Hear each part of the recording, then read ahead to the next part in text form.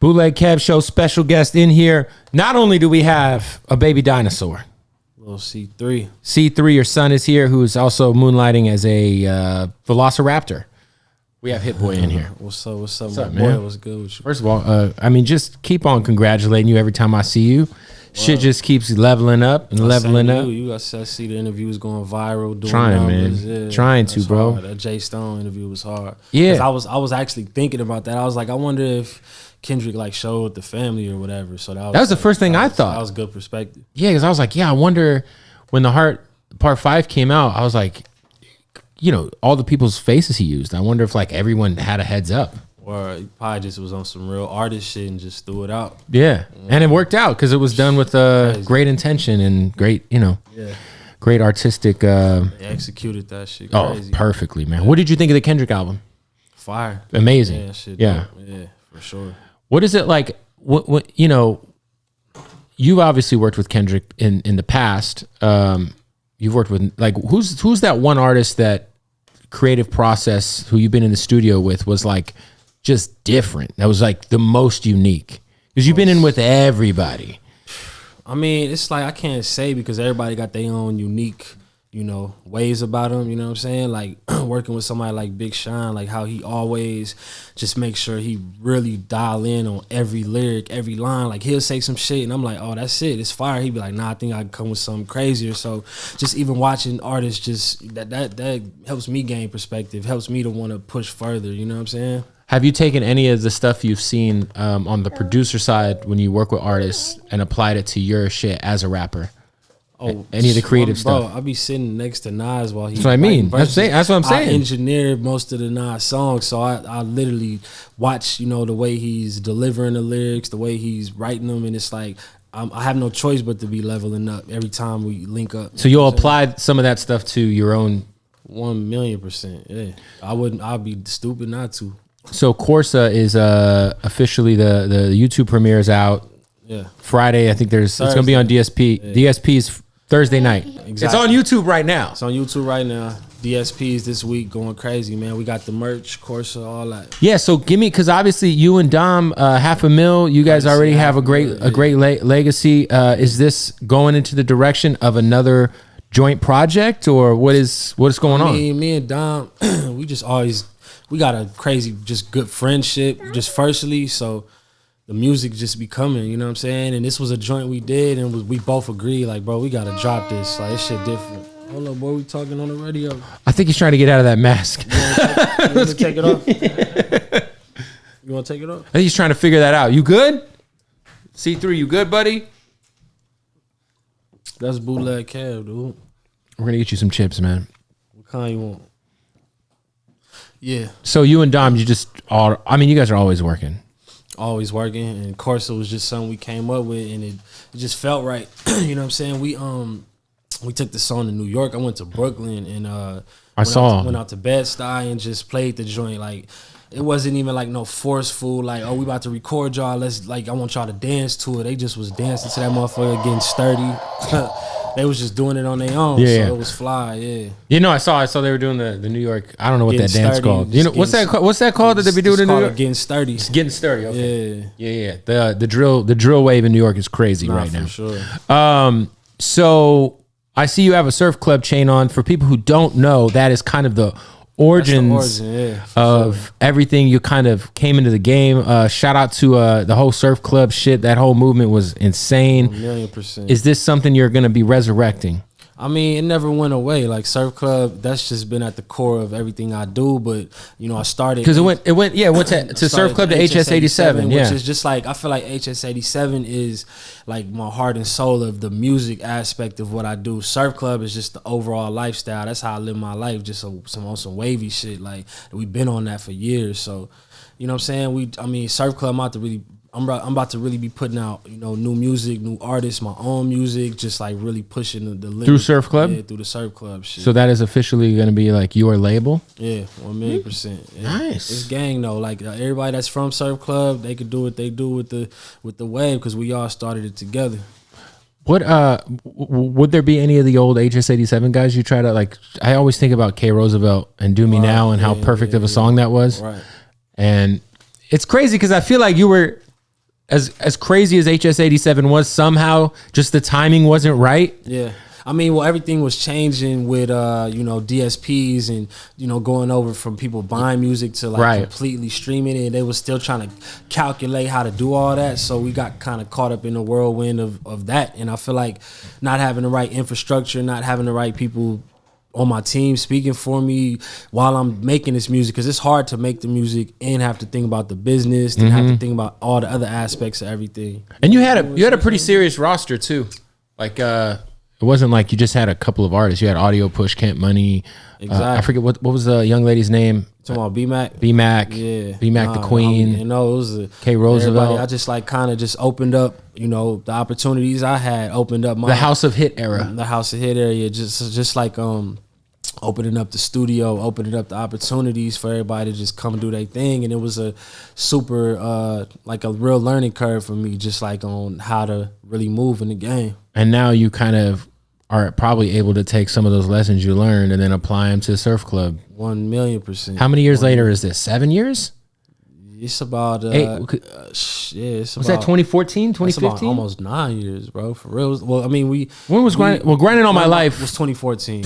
So damn, 8. That was 8 years. 8 years. That's I remember hearing Grinding All My Life at least a year before it came out. Crib, yeah. You used to pull up. Yeah, sure. That's crazy. Mm-hmm. And I remember when you told me that was your dad rapping. Right. I was like, wait a minute. Free Big Hit too, man. Sure. Free your pops, man. Mm-hmm. I remember that was the wildest shit. Because when he was like, Hit Boy is my son. No. I was like, wait. Like, yeah, that's my pops. Word, yeah, shout out to your dad, man. Free him. Is there going to be, I just want to thank you because you are, obviously Nas has a lot to do with it, but just in terms of kind of, I don't know what it is about your relationship with Nas, but it has inspired him to release a high quantity of music over the last couple of years. Yeah. The fact we got Magic just as like a bonus last year was fucking incredible. I think Magic low key might be my favorite of the 3 albums. That's the funny thing, and that's what's motivational for me, and I would say him as well, is the fact that every time we drop a project, people are like, nah, this one better than the last one. They've gotten better each time. Yeah, exactly. So my thing is like, let's just keep leveling it up every time and kind of just competing with ourselves. We not, obviously Nas is who he is. Like he's cemented in this shit and, legend, royalty, all that, but it's like he just motivated to make the music, and it's just strictly about that, and that's why it's just leveling up. How much of King's Disease 3 is been worked on? Man, I can't say a percentage, man. But you guys, it's happening. I mean, he said it on Magic. Yeah, I'm saying he said it, so it's on the way. So it is on the way. It's on the way. Nice. Yeah. Is it when you guys get in for a new project? Is there any sort of direction, or is it just such an organic vibe that it's like whatever comes out? You guys that's basically how it is. Like because we just kept recording after KD2, and it was a moment where it was like maybe this is KD3, and it was like nah, we gotta just go with a completely new concept, and he just was knocking them out up until the point where it was like nah, we gotta drop some two in 1 year. That shit's big, bro. And it's crazy too because like I know you guys won. Say something. You got something to say? Say what up. He's like, I'm straight. I was gonna say, you guys obviously won a Grammy for Rap Album of the Year in 2021, right? 2020. Yeah, shit. The whole last couple of years, everything is Pandemic. Just. Oh man, it's crazy. Yeah. But I feel like King's Disease 2 was the better album. Exactly. I mean, that's how a lot of people feel. Yeah, for sure. I feel like Magic is better than the other two. Exactly. So it's like that's why you can't really call it, man. Like you gotta just keep it pushing after the decision. Like even with my Producer of the Year award, I was gonna say 2020 you got snubbed. 2021 it came back around. You got the nomination at least. Got the nomination, but you should have took the award. A lot of people have said that, but it is what it is. You got to keep pushing for that next year. Yeah. What? Who won? Who ended up winning the year you were nominated last year? Who won? What was his name? Bleachers? Yeah. What's his name? Jack Antonoff, right? Yeah. I mean, congrats to him for sure. I never met him or nothing, but he ain't on a Hit Boy run. Let's be honest. I feel like you and Alchemist low-key have had the craziest like underrated. Well, yours not as underrated, but I feel like you and Al have really been like. Nah, and Alchemist is just pure legend, just bro. In terms of just putting out shit nonstop the last few years, that's just quality. Yeah. Like, and, I mean, he was like killing shit before I even ever made a beat. You know of course, what I'm saying? yeah. So that's was just ill to just. That's motivation for me. It's like, damn, you could keep leveling it up. You can keep reaching new heights and just making the shit that you want to make.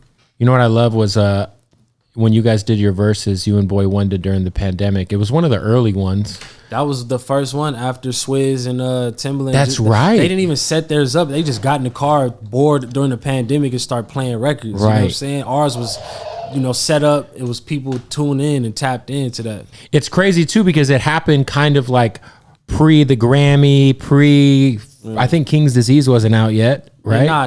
There was so much. I was the super underdog. You were a big time underdog. Big time But underdog. I feel like during that verses, you just had to kind of remind people like, yo. Yeah, no, that's why it was good. And that's what I loved about Versus in the early days is it was giving, flowers to the people that don't normally get the flowers or whatever. So I feel like that was the aspect that was so ill to me. And it felt really organic. There was something about it not being as produced when it was just like, yo, we're going live. I'm in my spot. You're in your spot. That shit made it intense. Yeah. I think it made it intense. And I just think it introduced like a unpredictability that like, once they got it like really together, it was like, it's like kind of watching a TV show now. Yeah, for sure. For sure. Yeah, it's super produced and high level, high quality. There was something about like, damn, my connection was going people out, trying to figure out the sound. Like when RZA and Primo were trying to figure out like, yo, no, try this. Right, it was just something about that was like vintage verses. Like I didn't even know the last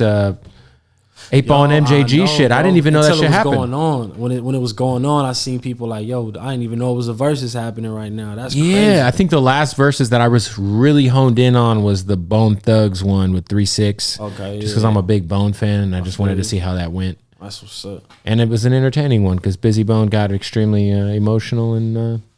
Last big one I remember was the Gucci and Jeezy one. That was probably the peak. Or no, was that before Jadakiss and them, or was that after? That was before. That was before. So maybe the Jadakiss joint. That was like the pinnacle for me. Yeah, I think the Kiss moment is like the greatest versus performance ever. Yeah, for sure. I think Jada. It was the rawest hip hop moment. It's the most raw shit because he won a versus by just being like that freestyle he did was like. It was like, dude, like that's just rapping, no extras. Like it was the epitome of why we love hip hop music, like how we grew up listening to this shit. It's like Kiss just went up there and put on a clinic, like how to perform, how to just like fuck the hits. He had the hits, but like just try to do this. You guys are rapping over your tracks over there. Shout out to Kiss, man. Yeah, for sure. What I also love is how you've just been kind of bringing a lot of worlds together sonically. Whether it's bringing Blast into the room with Nas or having Dom Kennedy on a record with like, there's certain like collaborations that probably never would have happened. And from like somebody who loves West Coast hip hop and just loves hip hop in general, I'm like, that's the Hit Boy sauce. Like, I'm not sure Dom and Nas would have worked together had they not linked up. Or Don Toliver. Yeah. Like I just think of it as music. You know what I'm saying? I don't really, categorize shit. I'm just like, if it can sound quality in my head, I know I can bring that out the speakers. Yeah, 100%. Who are some of the younger artists right now? Because you do have your ear to the street. Your studio's kind of become like it's a special place, man. Who are some of the younger artists right now that you're checking for that aren't on Surf Club? And then let's shout out the ones who may or may not be on Surf Club. Yo, what up, man? We got to stop the interview real quick to tell you about our good folks at Blue Chew. That's right. Go to bluechew.com, fellas. Sometimes you go through some stress, you go through a little anxiety, and your dick is not performing maybe how you'd like. It's called ED. A lot of guys go through ED. You could just be old as shit if you're watching this and your dick ain't working like it did when you were like 20. You know what I mean? Well, listen, Blue Chew, it is the wave. How about this? The same active ingredients as Viagra and Cialis getting delivered right to your door in a chewable form, in discreet packaging. And the best part about it is it's all online. 0 awkward visits to the doctor's office. 0. You go online, you sign up with the promo code BOOTLEG. That's right, BOOTLEG. When you check out, you will get the first month for free. All you got to do is pay $5 in shipping, and you're going to get 1 month supply of Blue Chew. All right, and you're going to be fucking like you were fucking never fucking before. Your dick's going to... I'm going to assume you're adding at least 1/4 of an inch of erection. That shit's gonna be rocked up and socked up. All right, boys. So what you need to do one more time, go to bluechew.com and use that promo code bootleg and get your first month for free. Bootleg, promo code bootleg on bluechew.com. Let's get back to the interview. I mean, right now I'm playing the homie Spank Nitty. He out of the IE. He out of Hemet. I actually found out. Hemet? Yeah, deep in the IE. That's way out deep. there. Yeah. My homeboy Price from Audio Push actually it. put me on his music. You know what I'm saying? Probably like a few years ago. Shout out Price, who just I think he's on tour with Big Crit right now. Yeah, he doing his thing for sure. So he put me on Spank Music some years ago, and it's funny. He used to be signed to me, and now me and Spank we working on a lot of music together. Yo, for people who don't know, Hemet it's deep. Oh, that shit's very deep. Like, I mean, it's like Breaking Bad shit out there. Right over there, like close to Coachella, really. Yeah, some Breaking Bad shit going on in Hemet for sure. Yeah, deep. Yeah. Shit. Damn. So is that someone you're working with? That's somebody I'm working with. Somebody I just been building, making music with, and I don't know exactly where it's gonna go, but we just been trying to figure it out. How long? Because somebody like I feel like you and Blast have kind of similar parallels in terms of like just you guys have been around for a long time now. Blast finally got his flowers recently, but did you ever know Blast like back in the day when he was producing? He was in a group. He used to be in a group. I forgot the name of the group, but I know the homegirl Jizzle first introduced me to Blast. She brought him to my studio, and he was playing joints from his group, I believe, at the time, and she was telling me how he kind of was like creative directing his own shit, so he always had the vision. That's one thing I realized looking back, you know, watching Travis Scott go from literally zero to where he is now, watching Frank Ocean not even be an artist. He was writing songs to my beats, you know what I'm saying? Not even just to sell them to other people.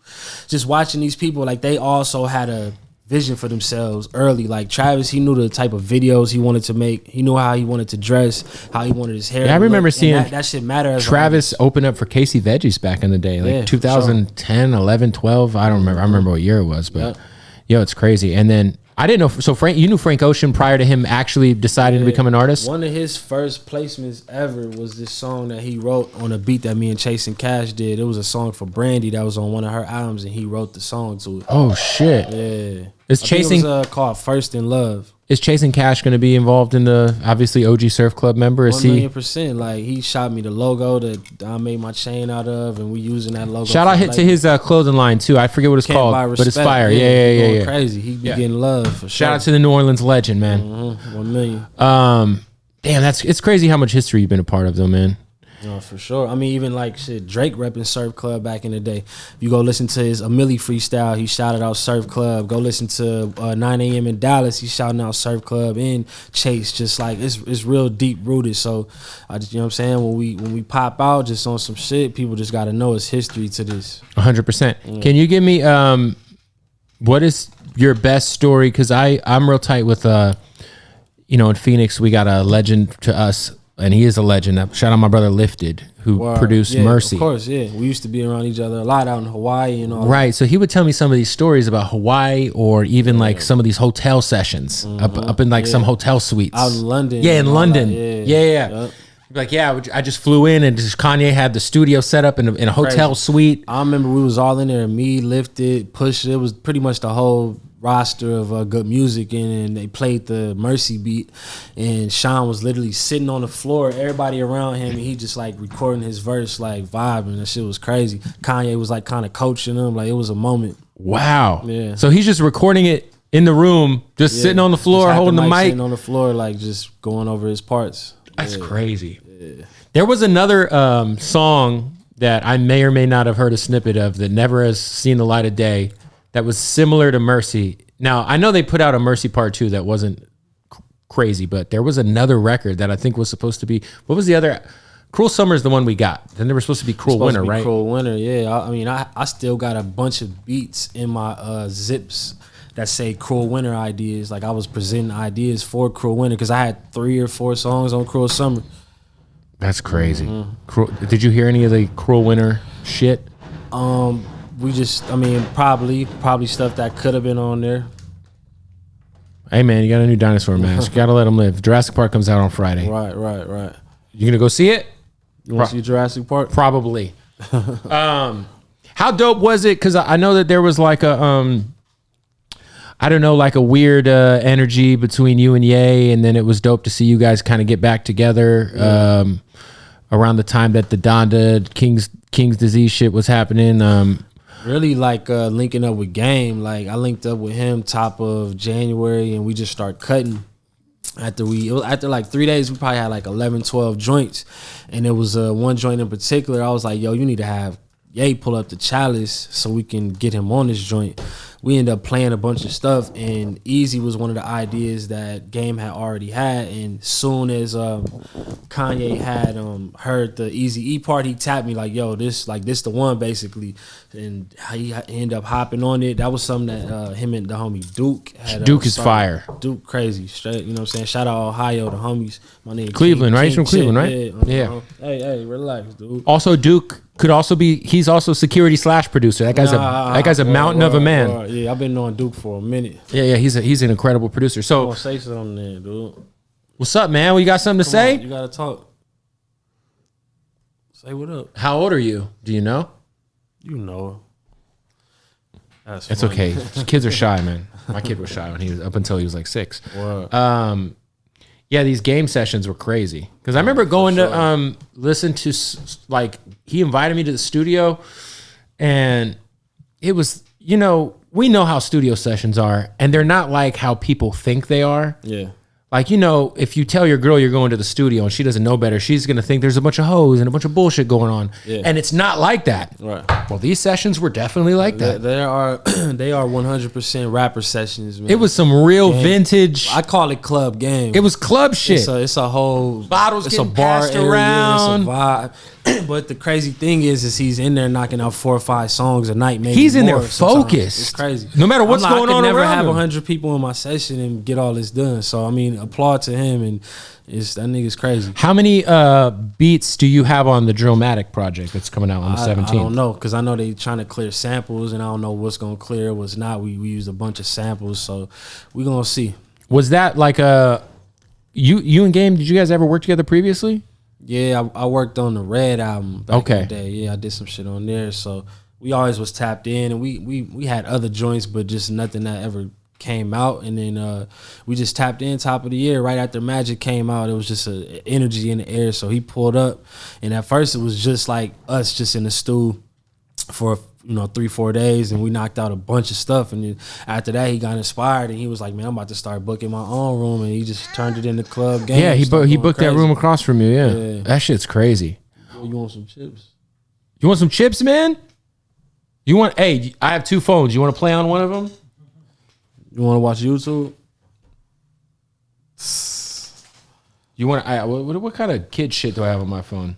This is the good phone, so there ain't nothing crazy on here. You want to play game?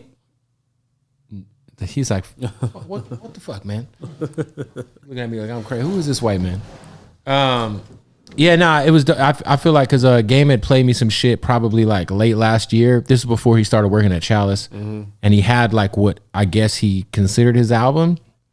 Some of it was dope, but then the shit that he was working on at Chalice was just crazy. It was like a whole new energy.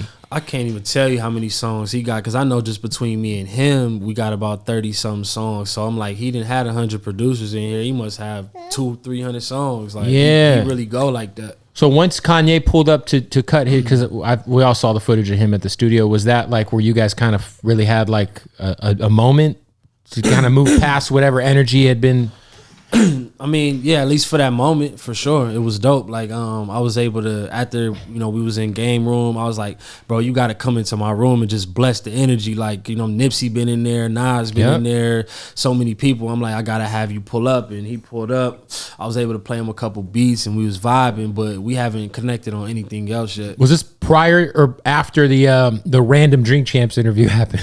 This was before. Because then that interview happened, and Sean's like, I was just with this dude. Like, you know how that went down though? It's crazy. You're gonna be able to edit all this shit up, right? So yeah, that was the funny part for me, because how that thing went down was I reached out to somebody that Kanye was rocking with. This was around maybe October. And I was like, yo, me and Sean got this song called What a Life we dropping, and I want to see if Ye hop on the remix. So his people was like, yo, you know, I reached out to him. Yeah, he's open to the idea, but he wants to chop it with you and Sean. Come to Sunday service. So we pull up to Sunday service. It's all love. We chopping it. I'm telling him and Sean, like, yo, we need to do Click Part 2. It's a vibe, whatever. Yeah. And then, you know, a few days later, the joint come out, and I was just confused as to how, like, he had already recorded the Drink Champs, but we are in his face and he's not saying nothing. So it's just like, that just threw me off. Yeah, sometimes Drink Champs, you know, I know sometimes they'll hold interviews for like a month. I figured that's what happened. I'm like, this had to have been recorded like a few weeks ago or something. I mean, I think it was just like recorded like some days or like a week prior to you guys actually linking up. Yeah. So that just kind of hit y'all like, what the fuck? Yeah. So it's like, you know, but it's all love though, man. I guess they chopped it, they talked it out. That's good. Something that because I whenever I have producers on. You want some chips? You want some chips, bro? Yeah. Oh God. Something that I just talked to Southside about. We just talked to Hitmaker about. I try to like give game to up and coming songwriters, producers, and something that you've been vocal about is your pub deal. Yeah. And it is a mistake that a lot of artists make. Not even producers, just writers. Signing a pub deal too early and getting taken advantage of. 1,000,000%. I mean, I would say, you know, I've spoke on this in a bunch of interviews, and I don't want to get too deep right now, but I would just say that any deal, period, make sure it's an exit plan. Make sure that they can't, you know, it's like my pop's been in prison in the system since he was like 19 years old. He like 50 something now. So it's like they'll railroad you and they'll find loopholes and ways to just keep you down, keep you in. And I feel like I'm literally going through that. Like no matter how much money I earn or how much success I have, they don't really have to honor it because of the way the contract was written. Yeah, so it's like make sure you got an exit plan. That's the most. Have you tried buying yourself out of the deal? Bro, they won't even let it happen. It's that deep. It's like it's sticky. That's crazy. Just keep airing them out, bro. No, that's why I gotta go crazy. That's fucking wild. Because you say you've been in it since you were 19? Yeah, bro. I just turned 35. I've been in it since I was 19, 16 years. That's so crazy. I don't know if like it's acceptable anymore to offer those kind of deals anymore. Because I know that I hope not. Well, from what I hear, like they've gotten rid of the the MDRCs because that's that minimum delivery requirement. I think where they'll tell you it's 10 compositions. But that's 1,000 points. Yeah. So if you do a beat, what would you say hit? Like if you do a beat, it's like a typical amount of points you would get on a record. Like not even you specifically, just in general, your experience in the music industry. If you make the beat, if you got, you know, a good team and you got that leverage, I would say 4, maybe 5 points sometimes per record, per song. Yeah. And so, so if you have 1,000 points you have to recoup, do the math. That's insane. That's a lot. So how about this? If somebody, because, you know, a lot of times somebody like yourself, an established producer, will reach out and maybe get a loop pack from somebody. And I'm not saying you do that, but I mean in general, like, you know, sometimes we all do it. A nice way to get on if you're an up and coming artist is to send loops out. Yeah. Like if you're an up and coming producer, if someone uses your loop, is that something that what is ideally do you even get cut in on the pub at that point? I mean, it just depends on what y'all work out, right? Or if they have a set thing, like, oh, this is these are my terms or whatever. But most of the times, it's like, you know, it depends on how much they do. Like I'm a super fair guy. A lot of people, like even my counsel, I've been like, yo, you a super fair person. Like it's people that take people's whole beats and don't even give them and credit. Just throw the tag on it. You know what I'm saying? Like it's a deep I see game. that shit a lot. Yeah. No, it's crazy. I mean, it's happened a lot. I mean, throughout hip hop, that's happened for sure. Like, no, I made that beat, but your tags on it. I seen interviews about legendary producers that I you know literally look up to. That's like, nah, this person really made that beat. So it's like, you know, Hitmaker just shared a story about a big producer that just took the whole song that he brought to them and then got an ASCAP award for it, and he was sitting there collecting his own ASCAP award, and he's like, the fuck, man. Crazy, man. Let's get past this part. Yeah, because I'll start getting deep. I bet it happens. Because I thought that nigga do that. I thought Hitmaker would take niggas beats and songs. Like I don't know. I never heard of him. No. So I asked him that. I kind of had talked to him about, and And he said, you know, yeah, I bring people together and they get their credit, they get their pub. I look at him as like a Khaled, like an executive, like, you Some know, A&R he may shit. not be actually making the music, but he knows how to point out the right motherfuckers. No, what to he was make it saying, for he's him. like, I cut everybody in on if I have a song deal with Atlantic and somebody, he said, I have half of the He's a money, smart businessman. half of that money that's allocated to me. I set aside half of it for the co-producers, for the that's- co-writers, that's a and great they get all their credit. businessman for sure. I respect him on the business end for Yeah, sure. yeah, for sure. I mean, you're in there with the. I mean, I've seen you. You're a fucking I'm monster. hands on, bro. It's How different. like I was gonna say, like, how much has your beat making process changed over the years? Because there's been so. I mean, some people started on Fruity Loops and then they've evolved to Pro Tools or to Reason, or like, what is like your current beat making go-to setup? What are you cooking on? I've been on FL Studio since 2003, bro. Almost 20 years. Still? I mean, I've messed around with Ableton, Logic. Yeah. I use Pro Tools. I record and sometimes arrange my beats in there, but I'm FL Studio, bro. I'm just quick on it.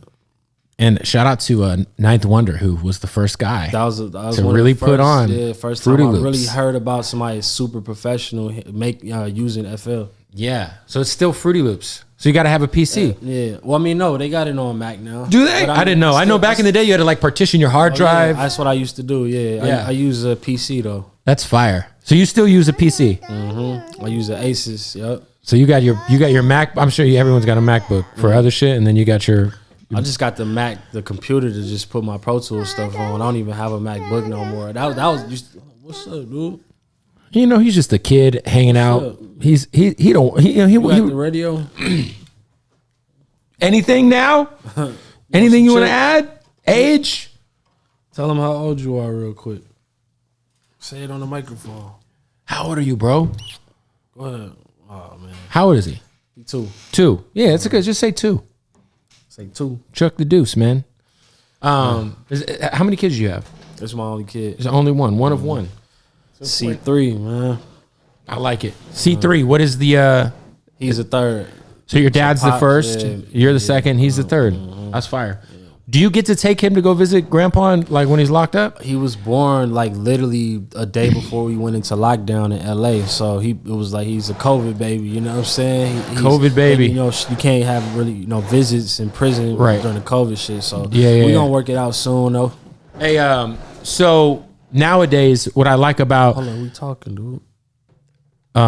you have a team around you. You got a guy like Jansport J, Yeah. who's been around for a long time Yeah. as an artist too. I remember sure. seeing his shit on Two Dope Boys back in the day. West Covina 626, man. How important is it to kind of like make sure you also surround yourself or with just like other inspiring producers, guys who bring something to the table? You know what I mean? Sure, nah. I mean, Jansport, legendary. Like he chops samples, like bar none. Like he's one of the craziest doing that. You know what I'm saying? And that's just something that inspired me. Like I definitely got to keep myself surrounded with, people that are just, in their own lane and just doing what they do. Yeah.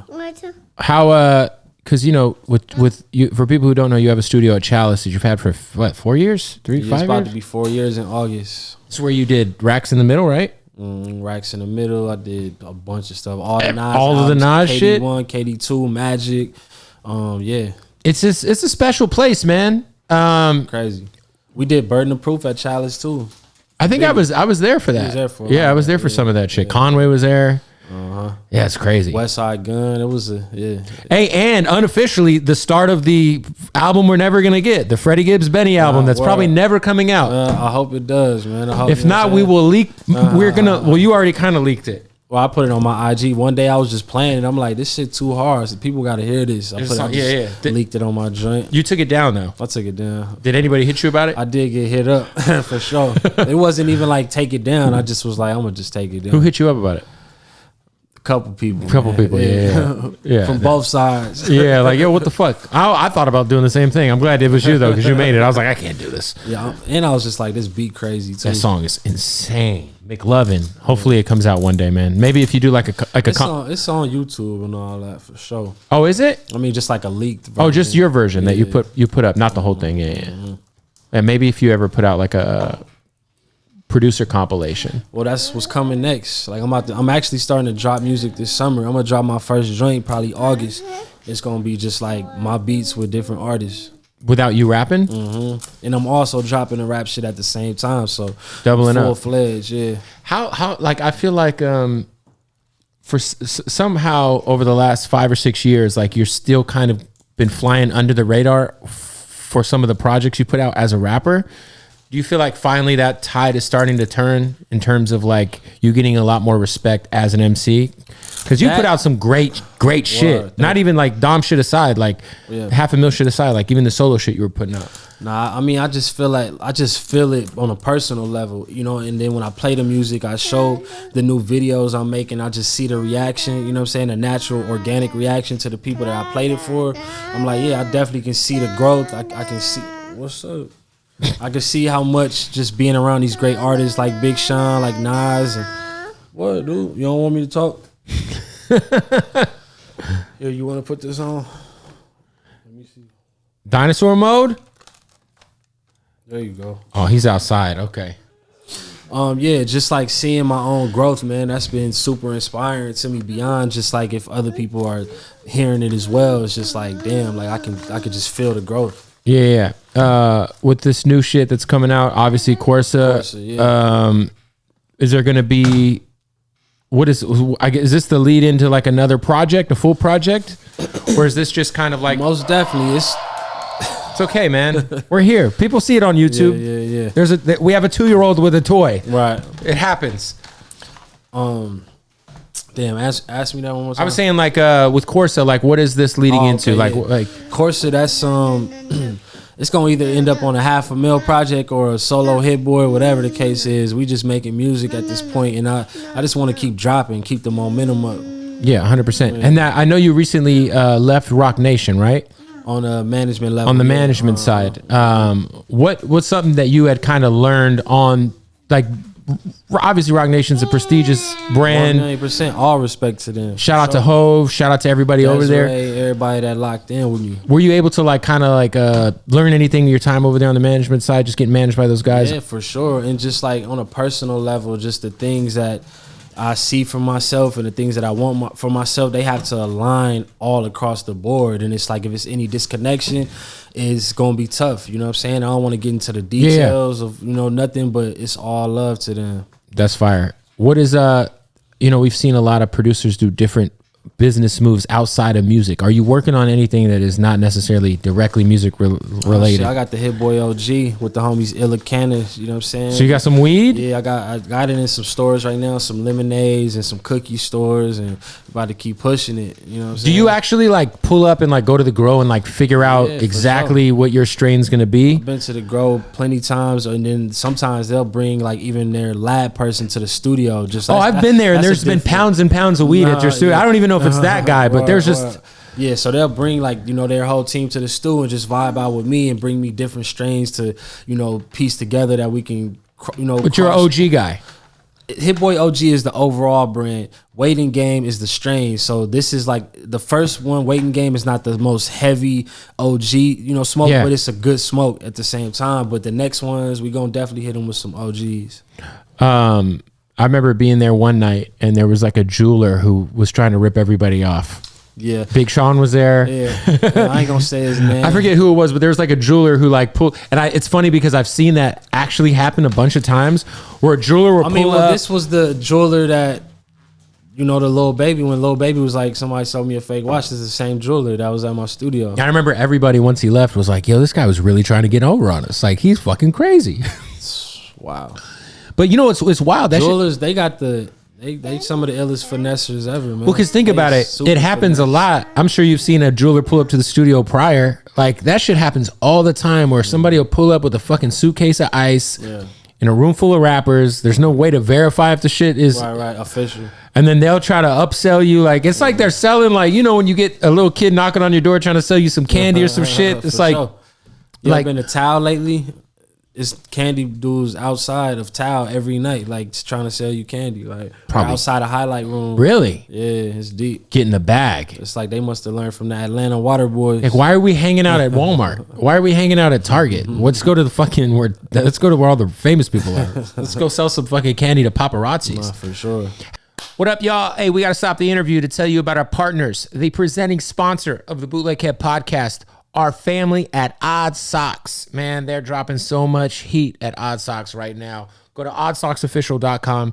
Use the promo code BootlegKev. One word, BootlegKev. You will save 20% off at checkout. Listen, they got the socks. You know what I mean? Shout out to the Ninja Turtles. I totally just dropped my mic flag.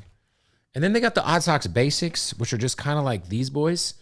My favorites. I love the Odd Socks Basics. And let's not forget, ladies and gentlemen, Odd Socks now has the underwear. That's right. Tapatio draws on that ass.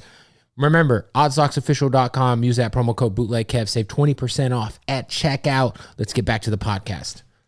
Have you had a little harder time? Because I feel like your profile is higher now than it's ever been in your career.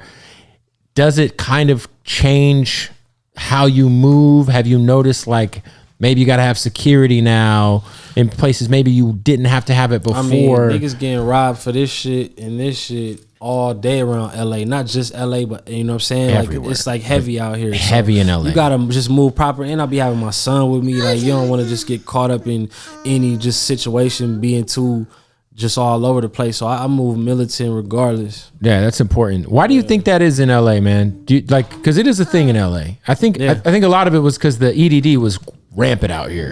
That shit dried up. People got to see something they ain't never seen and be in places they ain't never been, and it's hard to let that go. So it's by any means. So you just got to be moving right. You are somebody who took the pandemic and leveled up to I think a career high. I did the same thing. What was was it a coincidence for you that the pandemic worked out for you in the right way, or was there something that happened during the pandemic where you kind of had a switch turn on? Because it kind of, for me, like I said, this guy was born a day before the lockdown, so it was nah, I gotta go into overdrive. I was already feeling that way, knowing he was coming, but when he got here, it was nah, bro, it's a game changer. I gotta kill shit and go to a new level. Yeah, once you have a kid, man, it changes everything. Yeah, 100%. You gonna say something now? How old are you? Say 2. Say what up to Bootleg K. He's shy, man. He's a shy little guy. I ain't mad at you, bro. I'm gonna get you some chips in a little bit. At least you don't have an iPad. You know, most kids, you get the iPad and you're nah, for sure. He be having the iPhone. He don't even like the iPad. He got an iPad and he got his own little cell phone and he be using my phone. A lot of kids are getting raised by iPads these days. Oh, for sure. Yeah, I'm gonna tell you this. My son, Millennium, he's 8 years old. Sometimes he'll have YouTube going on the big TV downstairs and I'll be like, the fuck are you bruh? The fuck are you watching? They be into these what's the Mr. Beast and those YouTube right yeah. The YouTube channels are, I mean, he's still on Blippy and real little kids. Yeah, the Blippy shit is lit.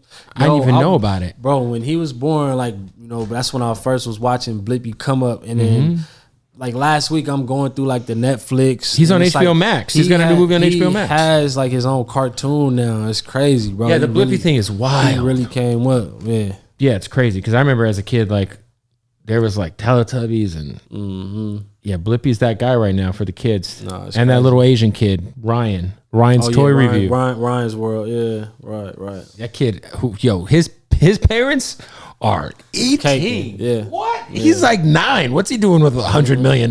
His parents that's us. Right. You just need to get him opening toys on YouTube. Nah, for sure. That's coming. Yeah, that's a revenue stream for sure. What else? Obviously, besides your solo shit, I'm sure you got a lot of placements coming. I know you can't divulge into all of those, but yeah, I've been tapped in, man. Just working. I'm actually working on a lot of music for the new Madden that's dropping. Fire, the one with Madden on the cover. Yeah, I'm doing a lot of the scoring for the franchise mode, when you're doing the career mode. I'm basically all the scenes, I'm scoring them. So you're scoring them with all original shit. Original music, yeah. That's big. Is this the first time you've scored something? Nah, I scored a movie called Uncorked that was on Netflix. Okay. The guy that's actually the black dude and I can't think of his name. He's in the new Jurassic Park that's coming out on Friday. That was one of his first big roles, and I scored that whole movie and did a couple other things. But this is when you score something like that. Do they send you those scenes dry, and then it's just up to you to set the vibe? They'll send me a reference that they might have picked a song or picked a piece of music that they thought fit. So they was try to at least match the energy of this. Do your own thing, but try to just make sure it has a pace similar to how this is moving. Wow. That's big. So you're kind of when are you gonna you're gonna get credit on Madden? It's probably gonna be like executive produced by Hit Boy something or like something. that. That's Right. huge. Somebody who I love that's young, that's up and coming. He's from the Bay, but he's in LA. Have you got a chance to work with Simba yet? I have not, but I mean, I didn't seen him tear down a few freestyles. He's crazy. Duke working with him. Yeah, Duke works with him. Yeah. I feel like you guys got to set up a session. Well, we had set up a session, but this was maybe a couple years ago, and timing is everything. He's special, man. Word. Yeah. So the Game album, we don't know how many you have, but hopefully we'll find out on the 17th. I guess we all gonna find out together. Because that's like next week, right? Right. I feel like Game is very, very sporadic. He's coming on the show next week, so I'm gonna. But yeah, it's like 30 songs in next week, or it's like that's a crazy guy, but he's a great rapper, man. So let him just do what he do. He is a great rapper, and he's got one of the more prestigious discographies. Yeah, especially on the West Coast too. Because Game don't put out whack albums. Yeah, for sure. Like I can't think of a time where I listened to a Game album and I was like, it's like solid always. I feel like I feel like not a lot of people can say that. Everyone has weak points in their discography. I'm not sure Game has any because Red Album was dope. Fucking the Jesus piece. Obviously Doctor's Advocate was my favorite. Yeah. I'm trying to think. LAX was fire. That album was crazy. Documentary 2 was dope. A lot of bars. Are you and Benny gonna do Burden of Proof 2? We gonna see. I want to tap back in with him. Yeah. That was I was just working with Jay Worthy the other day, and we all tapped in on a text message, like a group text. We want to do something together, so we're gonna put it together. I feel like that's kind of his Illmatic, low key. Crazy. That's a crazy way to put it. Yeah, I mean, it kind of changed his life, and a lot of people would say that's his best body of work. It would only be right. Word. Would you do another joint album with because you and Conway shit is crazy. Man, that's somebody I was thinking like, man, we might as well just crank one out and do an album, me and Conway. I think that shit would be hard. Yeah, because Conway's that guy, man. That shit with him and Dave's Love that I did was hard. Oh, that was the first song on the album. The intro, yeah. That was. Yeah. Are you the one who put Dave's Loaf on that record? Or was that was Conway. Yeah. Because that shit came out crazy. Yeah, that shit hard. Yeah. Shout out to the Griselda guys. Anything else that you're working on, man? What else should I bring up? Guys who with me every day. That's a lot of shit. Courses on DSP's Friday. Right. Just new music, man. I'm dropping a lot of rap shit and I'm dropping a lot of production all at the same time. Is your production album compilation joint? Is that already kind of like? Do you have like a folder where there's already shit in there set aside? Joints. I got a lot of joints, different artists, but it's clearances and it's a lot of nuances that go into it. I'm gonna go out on a ledge and say Nas and Dom Kennedy might be on that album. That's a good guess. That's an easy one. And then King's Disease 3, hopefully. Matter of fact, I'm working on an album with Belly too. Belly be spitting. Are you serious? We got some shit. Album pretty much done. We got some crazy joints. Dude. Hip hop and some turned up shit. Belly is you getting down? One of my favorite rappers, just period. And he's like my shroom brother. Me and him are very much into the shrooms. Has Belly tried to get you to eat shrooms yet? Nah, Belly ain't I mean, a lot of people have been talking about shrooms lately, but that's not my thing. But he does cook a crazy meal, a crazy tenderloin with these noodles, bro. That Belly shit can is rap. different. He's such a prolific MC, man. So prolific on that pen. Have you been in the studio with him? He has this thing at his house. It's like a plate with sand on it. And no, I know he got a few houses or something. No. So there's this like thing. It's there's a name for it. And it's like a plate that has a bunch of sand on it, and it makes shapes. The music that you play, whatever frequency or whatever, the sand moves into like the shapes of its. Nah, I ain't see that. It's crazy. You got to ask him about that shit. Wow. So you and Belly got a whole album coming? Got a whole album, yeah. The fuck? I gotta pull up on Belly and hear this shit. What? Yeah. Did you guys record it at his house or your place? We recorded it at my spot and his spot. Yeah, he got a crazy studio. Yeah, he's actually the producers he be with too. It's a duo. I forget their names, man, but they're super talented. I wish I remember their names. You probably met the guys, the two guys he's got with him. You talking about the homies from XO? Yeah. Yeah. And he's got a very moody French bulldog. What's he doing? Chips have been secured, ladies and gentlemen. The chips have been secured. So Belly album, King's Disease 3, hopefully. Yeah. We, that's a tough one, bro, because it's the first time we got some real pressure on us. We got so much lead time. Before, you really only had like 7 days to prepare for KD1, 5 days to prepare for KD2, and then Magic, we dropped the cover 12 hours before the album Magic dropped. shit came out of nowhere. Yeah, it was like a 12 hours. We dropped the artwork maybe 12 p.m. and it dropped at 12 a.m. So we this the longest, like, cause he said this, on the song Ugly, KD3 on the way. This is real, like, it's pressure. This shit gotta be hard. It gotta be. And it's the trilogy. It's the trilogy. There hasn't been any, I mean, shout out to the Blueprint, right? There was 3 of those. Word. There were some weak points in the Blueprint. I mean, I wasn't crazy about Blueprint 3, to be honest. But Blueprint 2 has some of my favorite Hove. Now, there was some fat that they cut off when they did the Blueprint 2.1. You remember that? They put out like the original Blueprint 2. 2.1, yeah, I remember. And then there was the 2. I never knew what that was about. Cause it was just because there was some good shit on the Blueprint 2. Like some of my favorite Hove. I think the best storytelling song ever is on there. It's called Meet the Parents. Oh, yeah. That's a classic that's record. One of my favorite songs. But there was a lot of bullshit on Blueprint 2. So they did the 2.1. I feel like it was kind of like, because I always used to see that cover because they had the red with the white with the split up. Yeah, I just never knew what I was. I think it was just like, all right, guys, I think it was their way of trying to get people to really digest the fire shit on that album. But you guys are 2 for 2, 3 for 3. But Crazy. King's Disease 3, you're right. KD3 gotta be the one. Do you feel like the way you and Nas work together, like this is just for life now? I mean, because I would hate like King's Disease 3 come out and then like, all right, cool, we completed the trilogy, we're moving on. You never know, bro. Honestly, we just kind of just move off the energy that's present with us, and it just seemed like it's gonna be going for a while. So let's just hope for that. Who do you think you have similar chemistry with? I would say Sean. I would say Dom.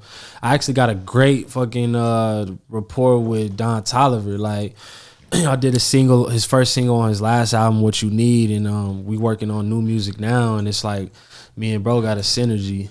I love Don Tolliver because his voice to me is just just like there's very few people who have like that unique pitch that's you're like when you hear him, you're like, oh, that's. You know who it is.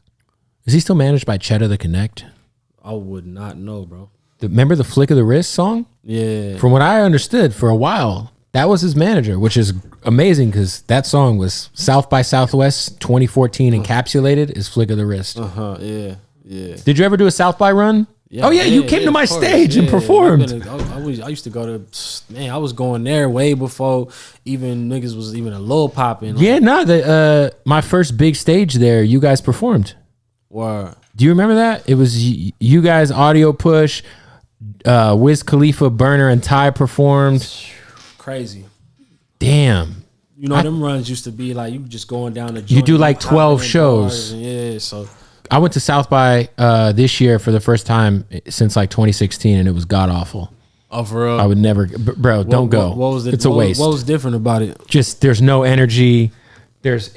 It's terrible. Like you used to go to South by. It was a thing. It was a thing, and you'd also be like, oh, I got to check out this person because they're on the cusp. You know what I mean? Yeah.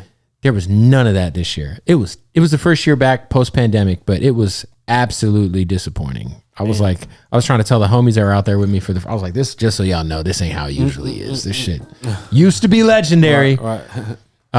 Cool, man. And then you got to start DJing, man. I was just talking to Southside. Sure. Southside's gonna start DJing. You got to start DJing. Yeah, man. Shit. Get all the bags. The little gig I did, like when I really DJ, like they paid me great, so I'm with all that. You just play, N-Words in Paris and all the hits. Play that about 10 times and then end the set. I was gonna say Peak in Paris. How many times in a row did they end up? What was the record on the Watch the Throne tour? They did it back to back to back. I feel like it's like 15 in a row. Yeah. And in the club, you could play that bitch 5 times, just back to back to back. I don't even remember the last time that happened. It hasn't, as far as I know. There's been big club records. Like I remember like Designer's Panda was like a fucking moment, but like nothing that you could just rewind over and over and over. Especially in a concert.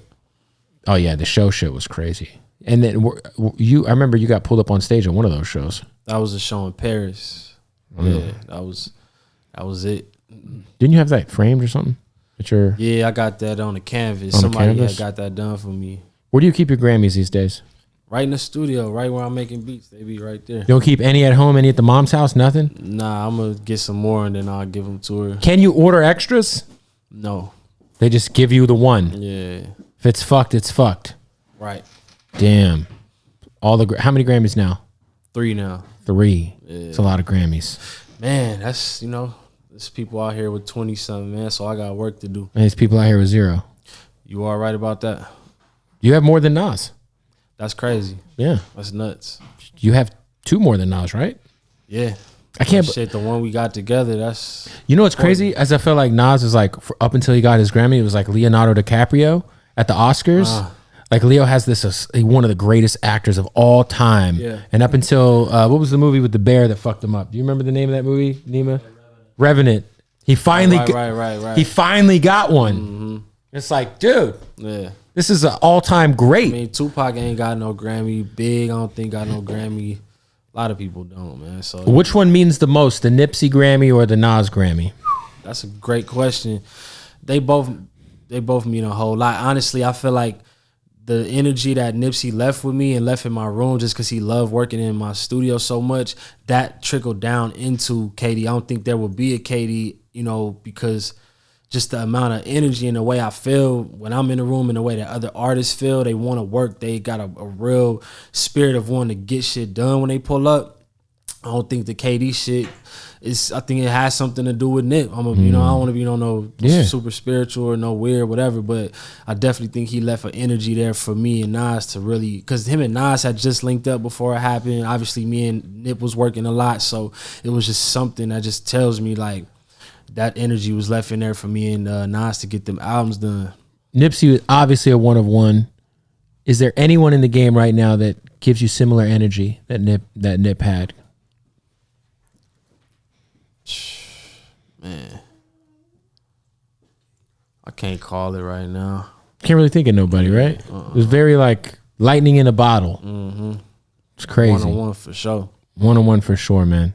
Oh, what's for you, man? If we watch this in 20 years, what do you want the legacy of Hit Boy to be? And you might still be fucking active in 20 years. Let's say we watch it in 35 years, 40 years. You're retired. What do you want the legacy of Hit Boy to be, man? I'm gonna just say like just being associated with great shit. You know what I'm saying? The way I look at the people who came before me, like I just want people to look at me the same way. Like, man, this motherfucker was really on that music shit, really like going crazy. I think you're very much like knocking. So, when we always ask like who's the greatest producers of all time, there's always the names that nobody can say shit about. I think it's DJ Premier, it's Dr. Dre, it's Timbaland, RZA, even Alchemist is in that conversation, but there's like that. I feel like you're like, right. You're there, you're getting there. You're getting into that conversation that not a lot of people, like a very elite club of all-time greats. That's honestly something it's not really up to me. It's just about me putting in the work, putting in the time to be considered on that level. Yeah, I think you're up there, man. I think. Thank you. In terms of just quality of beats, I'm not sure anybody can fuck with you. I've always told you this. Anytime you've ever just like played beats, as long as I've known you, dude. Word. I've never had anybody ever just play me beats that just like stand alone by themselves in such an amazing way. So shout out to you, man. Corsa out right now. New shit on the way. Yes, sir. Go buy this. The merch available. The merch is available on hitboy.com. Surf Club shit coming. Yeah. There it is, man. Go buy some Hit Boy OG. Yes, sir. And and shout out to your son who brought an amazing. He's somewhere right over here. There it is, man. Hit Boy. Love, bro. Fire.